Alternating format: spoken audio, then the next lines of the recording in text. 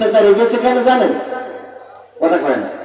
যদি না জানেন আমি গর্ব করলে জানি না জানলে বলি করিম চাচা রেগেছে কেন? খুব কষ্ট করে লাঠি ভর দিয়ে ভোটের মাঠে গেছিল ভোট দেওয়ার জন্য। যে ভোটের মাঠে গেছে যাওয়ার পরে বলছে যে চাচা কিসের জন্য আসেছেন? বা কেন বাবু ভোট দিতে আসছি? বলছে ভোট তো আপনি কষ্ট করে আসবেন, এই বয়সেই যে কষ্ট করে আসার দরকার আছে, বাড়ি আধা কিলোমিটার দূরই, ওটা আমরা আগের তো দিয়ে দিছি, দিয়ে দিস আগের তো সারিয়ে দিছি। তো চলে যাওয়ার সময় বলছে একটু হাতে কালি মাখাই দাও, তা না হলে বাড়ি থেকে বৌমা খুলে আনতে আমি দিতে পারিনি, তো হাতে কালি মাখাই দিয়েছে। যখন চলে যাচ্ছে বলছে চাচা শোনেন, চাষির জন্য আবার কাটেন না, ওটাও কিন্তু হয়ে গেছে। তোমার চাষির ভোট? তো বলছে হ্যাঁ ওটাও হয়ে গেছে। তো চাষা তো মুরব্বী মানুষ বুঝে উঠতে পারিনি। বলছে দেখো আমি কার সাথে ঘর করলাম গো, নেমো খারাপ, নেমো খারাপ, আল্লাহ জাহান্নামের আগুন জ্বালাক কবরের মধ্যে। তা ভোটে যারা ওরা বলছে কেন চাচা কি হয়েছে? বলছে আর বললে না, আজ 12 বছর হইলে মরে গেছে, ওই এসে ভোট দিয়ে গেছে, আমার সাথে দেখা করে যাবেন। ওই এসে ভোটটা দিয়ে গেল, তা একটু দেখা করে যাওয়া উচিত ছিল না? নির্বাচনের গরম হাওয়া লেগেছে, রূপের বড়াই করিস না রে, রূপ চিরদিন থাকে না, রূপের বড়াই করিস না রে, রূপ চিরদিন থাকে না, নিজের মুখটা দেখা একদিন হইবে রে তোর যন্ত্রণা, নিজের মুখটা দেখা একদিন হইবে রে তোর যন্ত্রণা। সময় হইল বড় শিক্ষক, সৎ বেশি খাইয়া, সুখের জীবন থাকবে না রে, দেখবে না কেউ চাইয়া। সময় হইল বড় শিক্ষক, সৎ বেশি খাইয়া, সুখের জীবন থাকবে না রে, দেখবে না কেউ চাইয়া। মরার আগে মরবি রে তুই, জ্বালা সইতে পারবি না, মরার আগে মরবি রে তুই, জ্বালা সইতে পারবি না, নিজের মুখটা দেখা একদিন হইবে রে তোর যন্ত্রণা, নিজের মুখটা দেখা একদিন হইবে রে তোর যন্ত্রণা। কথা কি বোঝা গেছে? তো নিজেদের শ্রেষ্ঠত্ব প্রমাণ করার জন্য মাঝে মাঝে কোনো কোনো জায়গায় বসাও লাগে। এর অর্থ এই না যে হেরে যাওয়া, তার অর্থ হলো যে বাঘ বাঘের জায়গায় থাকবে, সিংহ সিংহের জায়গায় থাকবে, হরিণ হরিণের জায়গায় থাকবে, অন্যান্যরা অন্যান্যদের জায়গায় থাকবে। কথা ঠিক আছে তো বাজান? এরপরে আসুন, খুবই অল্প কথা বলবো যেন কাজে লাগে। আজ গতকালকে আমরা এসএসসি দাখিলের রেজাল্ট পেয়েছি না পাই নাই?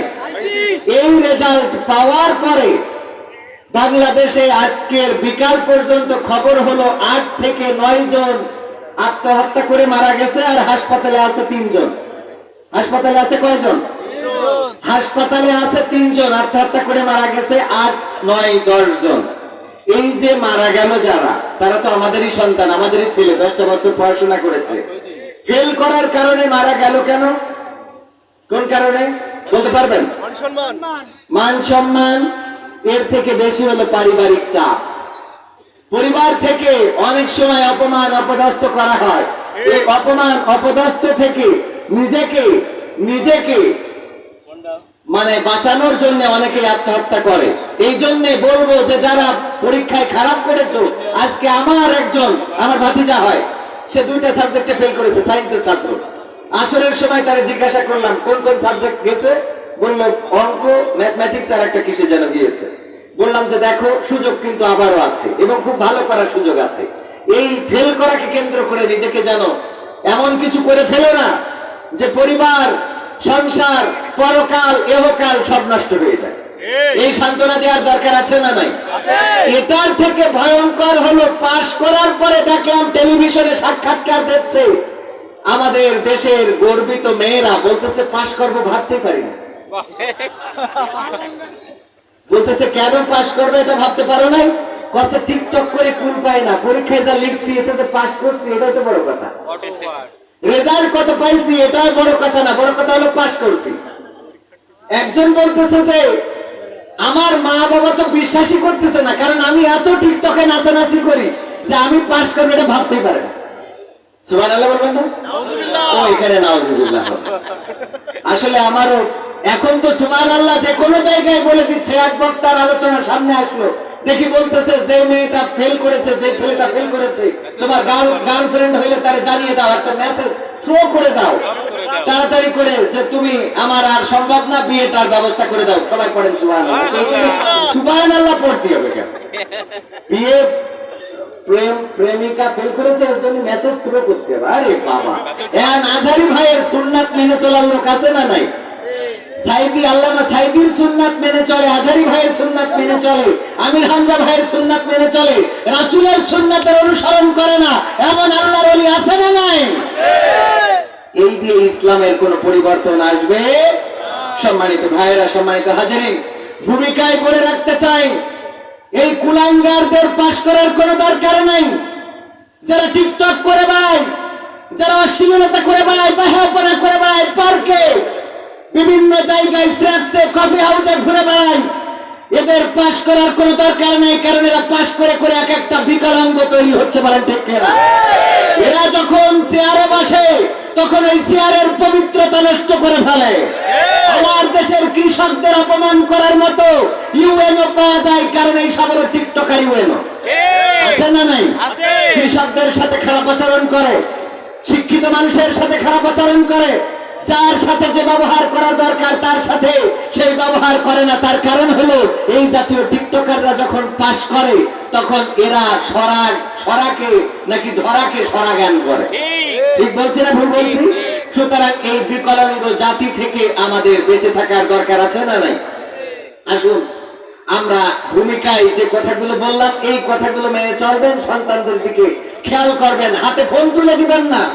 আপনার সন্তানের মধ্যে প্রতিভা আছে। আমি একজন বিজ্ঞানীর গল্প শুনছিলাম আজকে, নামটা লিখে এনেছি। টমাস আলভা শতাব্দীর সেরা বিজ্ঞানী ছিল। এই বিজ্ঞানী Thomas Alva, Edison Thomas Alva, এই বিজ্ঞানী শতাব্দীর সেরা বিজ্ঞানীর পুরস্কার পাওয়ার পরে একদিন তার বাড়িতে পুরানো চিরকুট ঘাটতে ঘাটতে একটা চিরকুট পাইল। সেই চিরকুটটা ছিল তার স্কুলের টিচারদের দেয়া। কোন চিরকুট? এই চিরকুটটা ওর হাতে দিয়ে বলেছিল তোমার মাকে দিবা, এটা আর কারো হাতে দিবা না। মায়ের হাতে চিরকুটটা দিয়েছিল এডিসন টমাস আলভা। সে এসে দেওয়ার পরে মা ওই চিরকুটটা পড়ছিল আর চোখের অশ্রু ঝরাচ্ছিল। টমাস আলভা জিজ্ঞাসা করেছিলেন শতাব্দীর সেরা বিজ্ঞানী যিনি পরবর্তীতে হয়েছেন, মা কি লেখা চিঠিতে যে তুমি কান্না করতেছো? মা বলেছিল, দেখো বাবা, এই চিঠিতে লেখা তোমার মতো ব্রিলিয়ান্ট ছাত্রকে তোমার স্কুলের স্যারেরা পড়াতে পারবে না। আমাকে বলে দিয়েছে এই ছাত্রের দায়িত্ব আপনি নিয়ে আপনি পড়ান, কারণ আমাদের মধ্যে এমন শিক্ষক নাই যে আপনার এই ব্রিলিয়ান্ট ছাত্রকে পড়াতে পারে। আসলে ওই চিঠিতে এটা লেখা ছিল না। ওই শতাব্দীর সেরা বিজ্ঞানী যখন সেই চিঠিটা পেয়েছিলেন, দেখেছিলেন লেখা আছে, স্কুলের টিচার লিখেছে আপনার সন্তান হলো একটা প্রতিবন্ধী। এই প্রতিবন্ধী সন্তানকে পড়ানো আমাদের দ্বারা সম্ভব না। সুতরাং আপনার সন্তানকে আপনি পড়ানোর ব্যবস্থা করুন। মা সন্তানকে কষ্ট না দিয়ে বলেছিল তুমি ব্রিলিয়ান্ট। দায়িত্ব নিয়েছিল মা, পড়িয়েছিল, শিখিয়েছিল, সে শতাব্দীর শ্রেষ্ঠ বিজ্ঞানী হয়েছিল। সুতরাং যদি মনে করেন আপনার সন্তান ফেল করেছে, ভালো রেজাল্ট করতে পারে নাই, এর অর্থই নাই আপনার সন্তান পারবে না, বরং আপনার সন্তানের যদি আপনি গাইড ভালো করে দিতে পারেন, পরবর্তীতে বাংলাদেশ জয় করার মতো ক্ষমতা সে রাখতে পারে না, পারে না। সেই জন্য আমার আপনার সন্তানদের প্রতি অনুগ্রহশীল হওয়া দরকার, মায়াশীল হওয়া দরকার, তাদের প্রতি দায়িত্ববান হওয়া দরকার। আল্লাহ আমাদের সেই তৌফিক দান করুন, সবাই বলেন আমিন। আর আজকে বলে দিতে চাই, আলেম ওলামাদের ঐক্যবদ্ধতার দরকার আছে না নাই? কথা কাজের মিল রাখার দরকার আছে না নাই? আমরা বলি, আমি আমার মেম্বার নাটকের মাধ্যমে বলে দিয়েছি, স্টেজে আমরা বলি, আল্লাহ বলছেন ওয়াতাসিমু বিহাবলিল্লাহি জামিআ ওয়ালা তাফাররাকু, তোমরা সংঘবদ্ধভাবে আল্লাহর রাজ্যকে আঁকড়ে ধরো, পরস্পর বিচ্ছিন্ন হইও না। আল্লাহর এই কথাগুলো বলে বেড়াচ্ছি, অথচ আমাদের মধ্যে ঐক্যবদ্ধ হওয়ার ন্যূনতম কোনো চিন্তা ভাবনা নেই। একটু পান থেকে চুন খসলেই সমস্যা। অনেকেই বলতে পারেন, তাহলে কি আপনি বলতে চাচ্ছেন আল্লাহ রাসূল 40 বছর বয়সে নবী হয়েছেন? না, আল্লাহ রাসূল 40 বছর বয়সে নবুয়ত পেয়েছেন। কি পেয়েছেন? ওহী পেয়েছেন। আল্লাহ রাব্বুল আলামিন তার আগে আল্লাহ রাসূলকে তৈরি করেছেন নবী হওয়ার জন্য। তার আগে কি করেছেন? নবী হওয়ার জন্য তৈরি করেছেন। আল্লাহ যদি তৈরি না করতেন, যেই সময়ে মক্কার অলিতে গলিতে অপরাধ পাপ দিয়ে ভরা, কোথাও কোনো আলো নেই, অন্ধকার ছাড়া, যে যুগটাকে আইয়ামে জাহিলিয়া বলা হয়, কন্যা সন্তান হইলে পা দুইটা ধরে আছাড় দিয়ে মেরে ফেলতো, অথবা মাটির নিচে জীবন্ত পুঁতে রাখত, অথবা এই সন্তানকে কোনো না কোনো ভাবে নিশ্চিহ্ন করে দিত। সকালে বিয়ে করে বিকালে তালাক দিত। একজন চাইলে একাধিক, একাধিক বলতে 4 জন নাই, 12 জন, 14 জন, 49 জন চাই বিয়ে করতে পারত। এমনকি নিজের ভাই নিজের বোনকে বিবাহ করত। ছোটখাটো বিষয়ে মারামারি লেগে থাকতো। মিথ্যা বলা যাদের বদ অভ্যাসে পরিণত হয়েছিল, যুদ্ধ বিগ্রহ যাদের, ওই ব্রাহ্মণবাড়িয়ায়, আমি ছোট করে দেখার জন্য বলছি না, ছোট ছোট বিষয়ে মারামারি লাগে না? লাগে না? কথা কয় না? বিভিন্ন জায়গায় এরকম আছে, ছোট ছোট বিষয়েও মারামারি লেগে যায়। ওগো আমার ভাইরা, এমন অবস্থা ছিল সেই আয়ামে জাহিলিয়ার যুগে। আল্লাহ রাসূল আসলেন, শিশু নবী থেকে শুরু করে একেবারে মায়ের কোল থেকে শুরু করে নবুয়ত পাওয়ার আগ পর্যন্ত একটা দিনও কি মিথ্যা বলেছেন? কথা কয় না? একটা দিনও কি মিথ্যা বলেছেন? কাউকে কোনোদিন গালমন্দ করেছেন? কারো কোনোদিন বড় কথা বলেন নাই, কারো সাথে অন্যায় করেন নাই। এমনকি যখন হালিমার কাছে ছিল, দুধ পান করার সময় একটা স্তন পান করেছেন, অপর স্তনটা আপন দুধ ভাইয়ের জন্য রেখে দিয়েছে, না দেয় নাই? দুধ ভাইয়ের জন্য স্থানটা রেখে দিলেন। হালিমা আলাইহিস সালাম এটাও বলেছেন। হালিমা বলেছেন, যখন আমার মুহাম্মদ তার উপর তার লজ্জাস্থান থেকে কাপড় সরে যেত, কান্নাকাটি শুরু করে দিত, চিন্তা করতাম কান্না করে কেন? হয়তোবা দুধের অভাব হয়েছে। যখন ছুটে যেতাম দেখতাম না দুধের অভাব হয় নাই, লজ্জাস্থান থেকে কাপড় পরে যাওয়ার কারণে কান্নাকাটি শুরু করে দিয়েছে। এই রাসূলের, শিশু নবীর লজ্জাস্থান থেকে কাপড়টাও সরাইতে দেয় নাই কি? সরাইতে দেয় নাই কে? শুধু তাই নাই, আল্লাহ রাসূলের যখন শৈশবকাল, অনেকেই জানেন, কাবাঘর সংস্কার হচ্ছে, সবাই পাথর বয়ে দিচ্ছে, ইট বালু এগুলো বয়ে দিচ্ছে, বহন করে দিচ্ছে। আল্লাহ রাসূল বললেন, আমি একটু বহন করতে চাই। আল্লাহ রাসূলকে বললেন, পাথরগুলো যদি মাথায় নাও ব্যথা লাগবে। পরনের কাপড়টা খুলে কাপড়টা ভাঁজ করে মাথার উপরে দিল, তারপরে পাথরটা চাপালো। আল্লাহ রাসূল বেহুশ হয়ে গেলেন। হুশ করার জন্য চেষ্টা চালানো হলো, কিন্তু হুশ হলো না। যখন ওই কাপড়টা পরিয়ে দেয়া হলো, তখন আল্লাহ রাসূল সাল্লাল্লাহু আলাইহি ওয়াসাল্লাম হুশ ফিরে পাইলেন। বলেন সুবহানাল্লাহ। এরপরও যখন সিরিয়ায় গেলেন ব্যবসা করার জন্য, চাচা আবু তালিবের সাথে যাওয়ার সময় বুহাইরা নামক পাদ্রী আল্লাহ রাসূলকে দেখে চিনেছিলেন নাকি চেনেন নাই? ঘটনা সবার মুখস্থ। বুহাইরা বললেন, আমি চিনলাম এই জন্যে, যখন শিশু নবী মুহাম্মদ হেঁটে যায়, তখন তার মাথার উপরে মেঘগুলো তার সাথে সাথে সরতে থাকে, যেই জায়গা দিয়ে যায় সেই জায়গায় ছায়া পড়তে থাকে। যখন গাছের কাছে দাঁড়ালো, গাছগুলো নত হয়ে গেল। আমি যখন এটা দেখলাম, আমি বুঝে ফেললাম এটা সেই আখিরি জামানার পয়গম্বর, যার কথা বাইবেলে ঈসা আলাইহিস সালাম বলে দিয়েছেন। তারপরে চাচা আবু তালিবকে ডেকে বললেন, এই মুহাম্মদকে দেখে রাখবা, এই মুহাম্মদকে হেফাজতে রাখবা, কারণ এই মুহাম্মদ একদিন নবুয়ত প্রাপ্ত হবে এবং তারপরে কাফেরেরা জুলুম করবে, নির্যাতন করবে, নিষ্পেষণ করবে। তখন কি আল্লাহ রাসূল নবুয়ত পেয়েছিলেন নাকি? পান নাই। তার মানে কি, আল্লাহ রাসূল নবুয়ত পাওয়ার আগেও নবী, সমস্যা নেই। কিন্তু এটা নিয়ে মারামারি করা, বিতর্ক করা, একজন যদি স্লিপ অফ টাং করেই ফেলে, আমার গবেষণা আপনার গবেষণা সমান হইতে পারে? আমাদের ইমাম কয়জন? আমরা যারা মাযহাবপন্থী, কয়জন ইমাম? 4 জনের ইমামের মত কি ঠিক আছে? মানে একমত তো না। একটা বিষয়ে আবু হানিফা যে মত দিয়েছেন, ইমাম শাফিঈ রাহমাতুল্লাহ আলাইহি সেই মত দেন নাই। মালয়েশিয়াতে থাকতে আমার এক বন্ধু, আমি তার নাম না বলি কারণ ময়মনসিংহে বাড়ি, কিন্তু ভিডিও তো এখন ময়মনসিংহেও যায়, মিডিয়া আছে না নাই? মিডিয়া কর্মীরা পৌঁছে দিবে, হয়তো কষ্ট পেতে পারে। ওই বন্ধু ফোনে গোলমাল করতে করতে বউরে তালাক দিয়ে ফেলছে। এখন আমারে বলতেছে যে, কই ভাই, আপনি তো হুজুর মানুষ আমাদের মধ্যে, তো আমি তো একটা কাজ করে ফেলেছি। কি তা? আমার তো বাচ্চা কাচ্চা আছে। তা আছে, তা কি হয়েছে? কই এখন বাচ্চা কাচ্চার উপায় কি হবে? আমি কই, আরে ভাই খুলে বলেন না কেন? কই, বউরে তো তালাক দিয়ে ফেলছে। তো আমি বললাম, তালাক দিচ্ছেন, এখন আরেকটা বিয়ে করি, মা এনে দেবেন নতুন মা। কই, এটা একটা কথা হলো? এই ছোট বাচ্চা কাচ্চা নিয়ে কি করতে হবে? কয়, কি করলি বউ আবার বোঝেনি তো। এখন তো ফতোয়া অনেকেই আছে জিজ্ঞেস করে ফতোয়া খোঁজে, আমি কই ভাই আমি তো মুফতি না, ফতোয়া দিতেও পারবো না, মুফতিদের কাছ থেকে নেন, তবে আপনি যত ফতোয়াই দিন ওই বলতে আপনি ঘরে নেবেন, এই ফতোয়া খুঁজে বেড়াচ্ছেন। এই ফতোয়া যতক্ষণ কোন হুজুর দেবে না ততক্ষণ আপনার ফতোয়া পছন্দ হবে এরকম আছে না নাই? এলাকার হুজুর বলি দিয়েছে তালাক যখন বিচার হয়ে গেছে ও আর এক হুজুরের কাছে যায়, কারণ ওর একটা হুজুর দরকার, সেই হুজুর কবে না সমস্যা নেই, এখন তুমি তোবা তালিম করে দিতে পারবা। তো এখন এই আমার ভাইজান বলতেছে ভাই এখন কি করবে, 3 তালাক তো আমি বললাম বলে ফেলেছেন নাকি একবারে? একবারে বলে ফেলেছে। আমি বললাম আপনি কোন মাযহাবের লোক? কয় হানাফি মাযহাবের। কইলাম হানাফি মাযহাবের ফতোয়া হলো যদি কেউ একসাথে 3 তালাক দিয়ে ফেলে তাইলে বউ তালাক হয়ে যাবে, ওটা অন্য জায়গায় যদি বিবাহ হয় তারপরে যদি সে তালাক দেয়, তালাক নেওয়ার জন্য বিয়ে দিলে হবে না, যদি সে তালাক দেয় তখন নিতে পারবেন।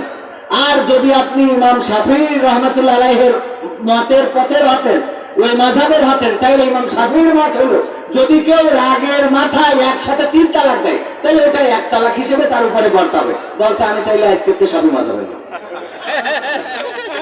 আমি চাইলে আজকে শাফিঈ মাযহাবের লোক, কারণ আমার বউ রাখতে হবে, যেই মাযহাব দিয়ে 1 তালাক হবে ওইটা রাখবো, ওই মাযহাব মানবো। এখন আমাদের ফতোয়া দরকার কোনটা?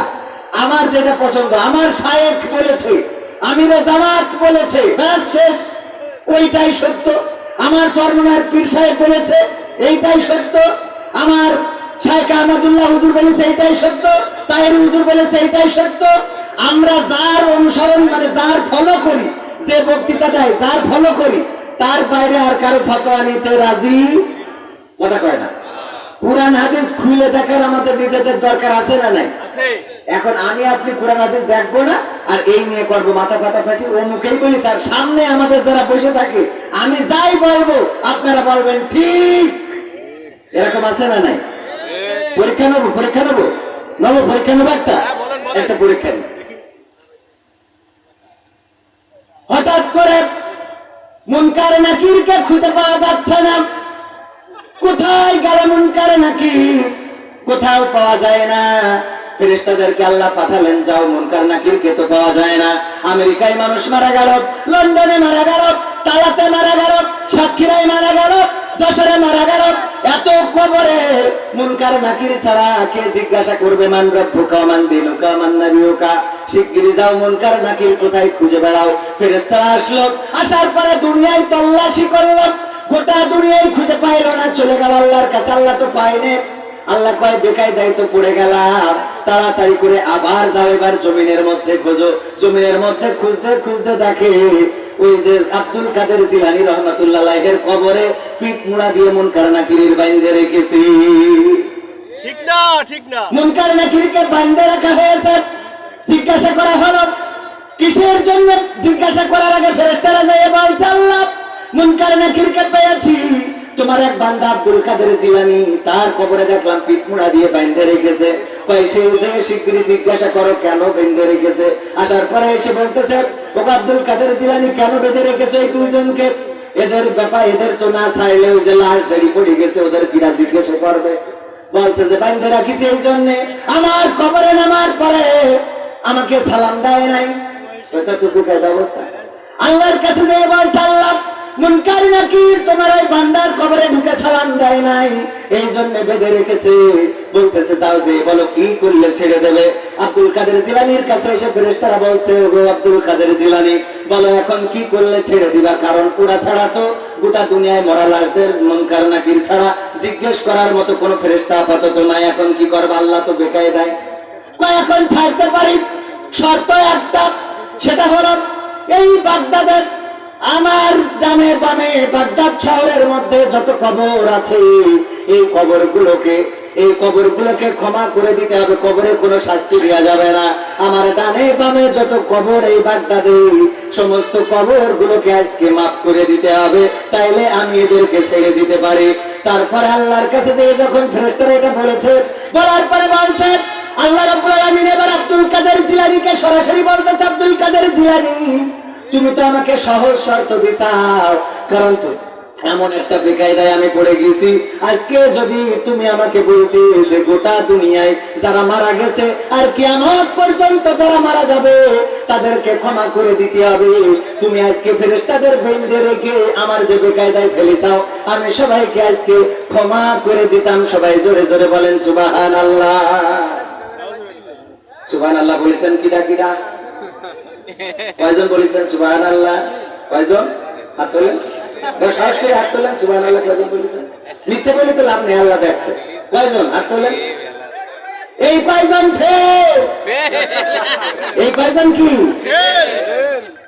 এত বললাম পরীক্ষা নেবো, প্রশ্ন কিন্তু বলা যায় ফাঁস করে দিচ্ছি। তার মানে ওয়াজ শুনেই সুবহানাল্লাহ বললে হবে না, কিন্তু বানবে। আবু কাদের জিলানী রহমাতুল্লাহ দড়ি নিয়ে গেছিল কবরে, মারা যাওয়ার পরে কেউ দড়ি দিয়েছে সাথে। হ্যাঁ, এই যে ওয়াজ বানানো, সেদিন আর একটা শুনতেছি, আহারে সুলতান বাদশাহ আলমগীর বলতেছে এই কবর রাখা হবে না, আজমির শরীফের কবর রাখা হবে না, ভেঙে গুড়িয়ে দেব। তখন বলতেছে কেন ভাঙবেন? কারণ এই কবরে গেলে তো কোনো উপকার হয় না, কেন রাখবো? কয় কবর তো জিন্দা, কবর জিন্দা। আউলিয়ার কবর, কার কবর? খাজা গরিবে নেওয়াজ, সে তো জিন্দা পীর, তার কবরে গেলে এখনো পর্যন্ত ফজিলত পাওয়া যায়। কি পাওয়া যায়? আপনি গেলে ওর সাথে কথা বলতে পারবেন। কয় সত্যি কি পারবো? হ্যাঁ পারবেন। ঠিক আছে আমি যাব, 3 বার সালাম দেব, যদি উত্তর দিতে পারে তাইলে আমি এই কবর রাখবো, আর যদি উত্তর না দিতে পারে কবর ভেঙে গুড়িয়ে দেব। যাওয়ার পরে বলছে ঠিক আছে আপনার চ্যালেঞ্জ মেনে নিলাম। চলে গেল। কবরে যাওয়ার পরে বাদশাহ আলমগীর সালাম দিয়েছে, আসসালামু আলাইকুম, উত্তর দেয় নাই। 2 নম্বর বার সালাম দিয়েছে, উত্তর দেয় নাই। বলতেছে তাইলে কবর ভেঙে দেওয়া যায়। কয় আপনার তো কমিটমেন্ট ছিল 3 বার সালাম দিবেন, 3 নম্বর বার সালাম দিয়ে দেখেন। সালাম দিল, উত্তর দিল ওয়ালাইকুম আসসালাম। বললো তাইলে আগে 2 বার সালাম দিলেন না কেন? কয় বাদশাহ আলমগীর আগের বার যখন আপনি সালাম দিয়েছেন তখন আমি ছিলাম কাবায়, তাওয়াফ করছিলাম। কাবায় কি করছিল? প্রথম সালামের সময় তাওয়াফ করছিলাম, দ্বিতীয় সালামের সময় আমি মদিনায় রিয়াজুল জান্নাতে আল্লাহ রাসূলের রওজার পাশে নামাজ আদায় করছিলাম। আর তৃতীয় সালাম যখন দিয়েছেন তখন আমি আজমির শরীফে এসে আপনার সালামের জবাব দিয়েছি। সবাই জোরে জোরে বলেন সুবহানাল্লাহ। নাউজুবিল্লাহ। সুবহানাল্লাহ বলেছেন? নাউজুবিল্লাহ পড়েছেন কিরা কিরা? এই যে নাউজুবিল্লাহ কোন লোকে পড়েছেন? সুবহানাল্লাহ অনেকেই পড়েছেন। ওগো আমার ভাইরা, বাদশাহ আলমগীর যে কবরে সালাম দিল আর সে ওই কবর থেকে উঠে যে তাওয়াফ করতেছে, এটা কি কোনোভাবে সম্ভব? তাওয়াফ করতেছে মক্কায়, মক্কা থেকে মদিনা 480 কিলোমিটার দূরে। দ্বিতীয় সালাম দেওয়ার মধ্যে আবার সে মদিনায় এসেছে, তাইলে ও তাওয়াফ করার জন্য পাক দিয়েছে না কি করেছে আল্লাহ সেই ভালো জানে। ভাইয়ের আমার, পীরদের সাথে আমার কোনো দ্বন্দ্ব নেই, কোনো সংঘাত নেই, পীরের কবরে নিয়েও কোনো বাড়াবাড়ি নেই। কিন্তু এতটুকু বলতে চাই যে এই কথাগুলো বলেন, এই কথাগুলোর সাথে বাস্তবতার কোনো সম্পর্ক, এই কথাগুলোর সাথে আধ্যাত্মিকতার কোনো সম্পর্ক নাই। কারণ খাজা গরিবে নেওয়াজের থেকে আল্লাহ রাসূল অনেক বড় না ছোট? আল্লাহ রাসূল যদি সালামের জবাব সরাসরি না দিতে পারে, খাজা গরিবে নেওয়াজ কোন পাওয়ারে দেয়? এইটা আমার পাওয়ারে দেয়। কথা কি বোঝা গেছে?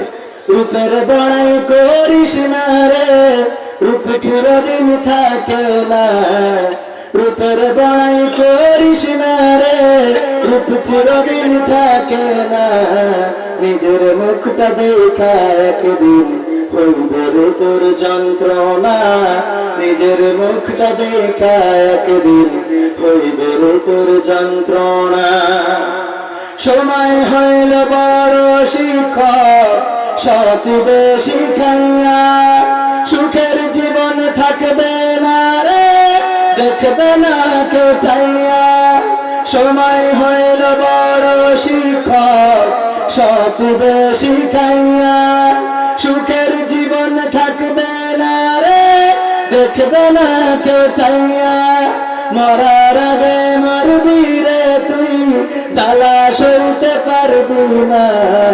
মরার আগে মরবি রে তুই, জ্বালা সইতে পারবি না। নিজের মুখটা দেখা একদিন হইবে রে তোর যন্ত্রণা। নিজের মুখটা দেখা একদিন হইবে রে তোর যন্ত্রণা।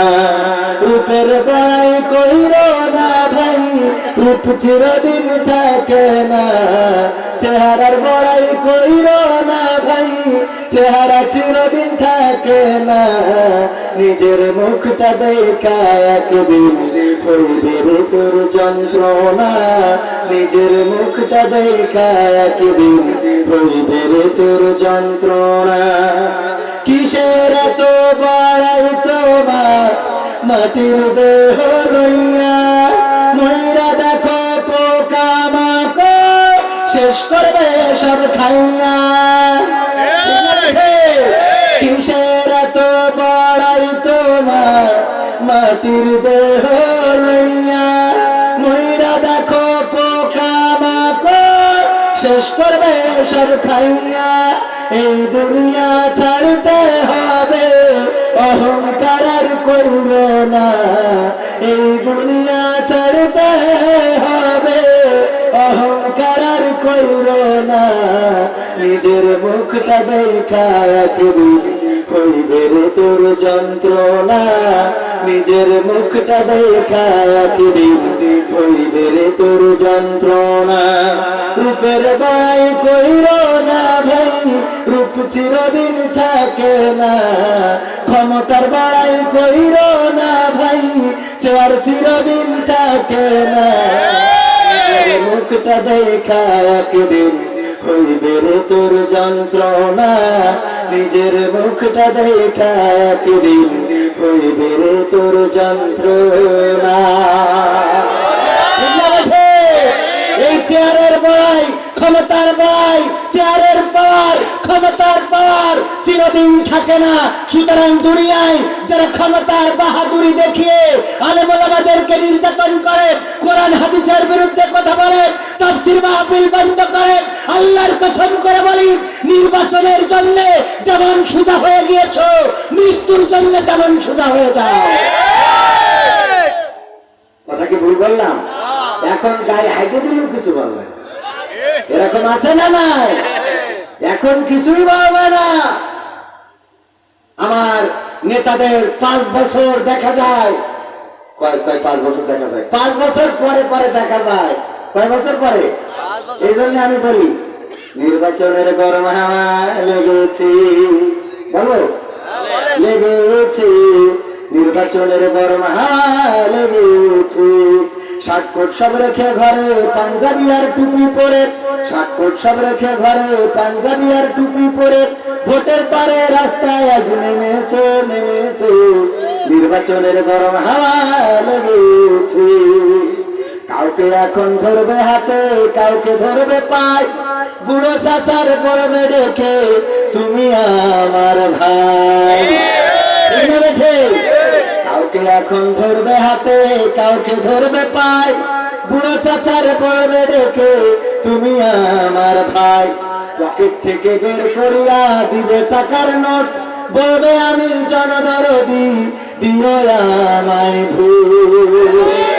এসব শুনে কলিম চাচা, এসব শুনে কলিম চাচা অনেকখানি রেগেছে, রেগেছে, নির্বাচনের গরম হাওয়া লেগেছে। কলিম চাচা রেগেছে কেন জানেন? কথা কয় না, যদি না জানেন আমি গর্ব করলে জানি না, না জানলে বলি। কলিম চাচা রেগেছে কেন? খুব কষ্ট করে লাঠি ভর দিয়ে ভোটের মাঠে গেছিল ভোট দেওয়ার জন্য। যে ভোটের মাঠে গেছে, যাওয়ার পরে বলছে যে চাচা কিসের জন্য আসছেন? বা কেন বাবু ভোট দিতে আসছি? বলছে ভোট তো আপনি কষ্ট করে আসবেন, এই বয়সেই যে কষ্ট করে আসার দরকার আছে, বাড়ি আধা কিলোমিটার দূরই, ওটা আমরা আগের তো দিয়ে দিয়েছি, দিয়ে দিস আগের তো সেরে দিয়েছি। তো চলে যাওয়ার সময় বলছে একটু হাতে কালি মাখাই দাও, তা না হলে বাড়ি থেকে বৌমা খুলে আনতে আমি দিতে পারিনি, তো হাতে কালি মাখাই দিয়েছে। যখন চলে যাচ্ছে বলছে চাচা শোনেন, চাষির জন্য আবার কাটেন না, ওটাও কিন্তু হয়ে গেছে। তোমার চাষির ভোট? তো বলছে হ্যাঁ ওটাও হয়ে গেছে। তো চাষা তো মুরব্বী মানুষ বুঝে উঠতে পারিনি, বলছে দেখো আমি কার সাথে ঘর করলাম গো, নেমো খারাপ, নেমো খারাপ, আল্লাহ জাহান্নামের আগুন জ্বালাক কবরের মধ্যে। তা ভোটে যারা ওরা বলছে কেন চাচা কি হয়েছে? বলছে আর বললে না, 12 বছর হইলে মরে গেছে, ওই এসে ভোট দিয়ে গেছে, আমার সাথে দেখা করতে যাবেন, ওই এসে ভোটটা দিয়ে গেল, তা একটু দেখা করে যাওয়া উচিত ছিল না? নির্বাচনের গরম হাওয়া লেগেছে। তারপর কি করবে? একটুখানি বের করে আমি বলছি, খুঁজলাম তা খুঁজে পাচ্ছি না।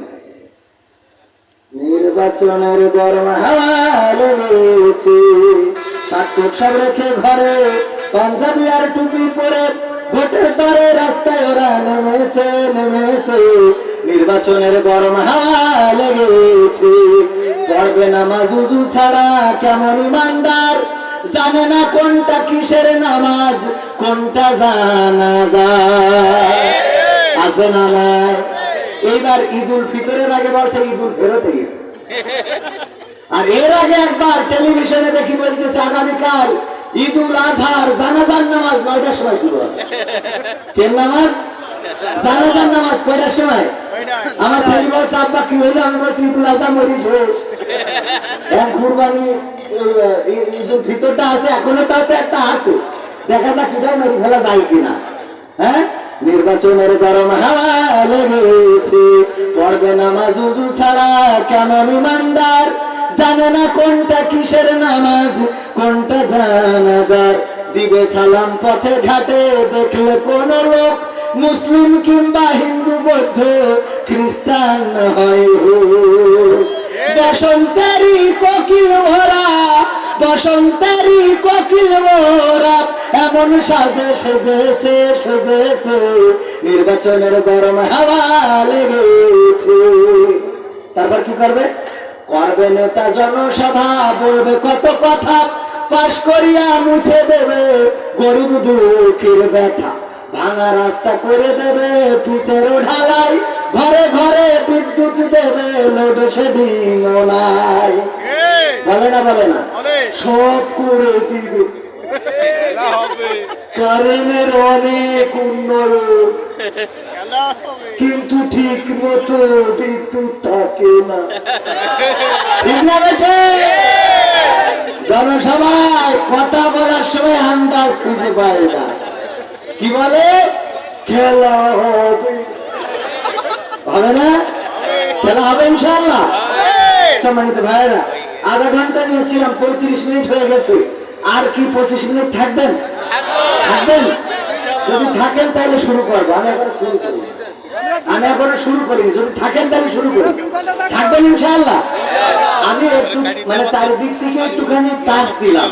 আর দুঃখের কথা কি বলবো ভাই, মাইক আমি তো বলি দুঃখের কথা বলে লাভ নেই, ভাইকে ভাড়া মেরে লাভ নেই, পেটে লাঠি মেরে লাভ নেই। আপনাকে দোষ না ভাই, কমিটির দোষ।